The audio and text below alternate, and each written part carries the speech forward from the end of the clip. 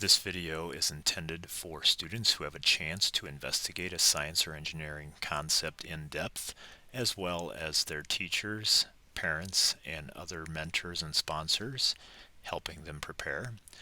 Let's take a look and see what happens at a face-to-face science fair and share some tips to prepare the students for that day. First of all, you would be presenting, and we want you to be able to converse with a judge about your research, and you create a display about your research. MSEF is one of the longest continual school science fairs in the regions. And as we go through here, I want you to take a look at some of the boards that the students have done in the past. Look at the amount of detail that they have on there, the types of titles, the types of graphs, and so on.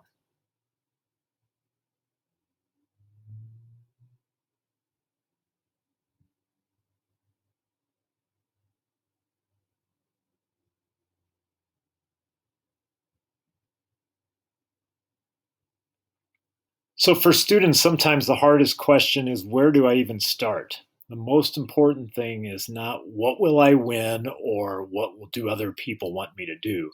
The most important thing is to find something that interests you and challenges you.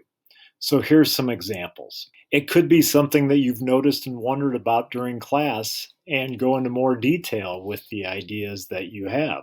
It might be something that interests you that you want to try out. For example, if an older sibling has competed in Science Olympiad and you want to see if you can do better. Or it might be something in nature that you find interesting, like these students who are interested in the temperatures at different locations in a frozen waterfall.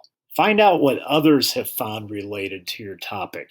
It's tempting to do something exactly the way that it's described on a website like sciencebuddies.com, but also consider how to make it your own by changing one of the variables. One thing to consider is, what equipment do we have access to? If it isn't something that we have in the class or at your home, is it something we can borrow from a high school? Is there a university professor that we can ask questions? Is it something that we have to use special safe procedures so that we or another person or an animal is not harmed? Before you even get started, create a plan and get permissions.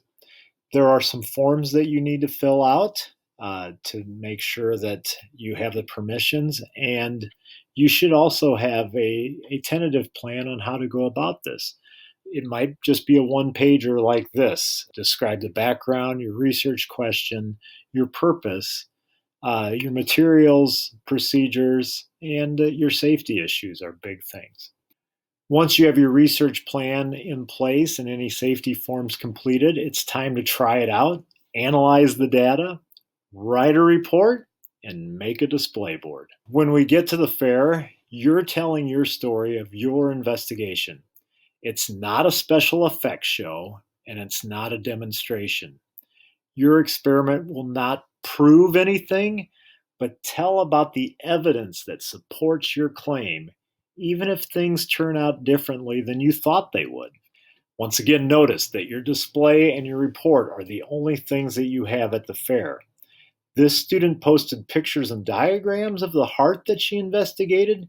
She did not bring the heart with her. When you finally get a chance to interact with judges, remember these are experts from the area. Many will just want to hear what you have to say. Many will ask you questions. Some will even give you some suggestions. There are around 200 students from grades 6 through 8 from Sarpy, Douglas, and Washington counties who participate each year at the Metro Science and Engineering Fair.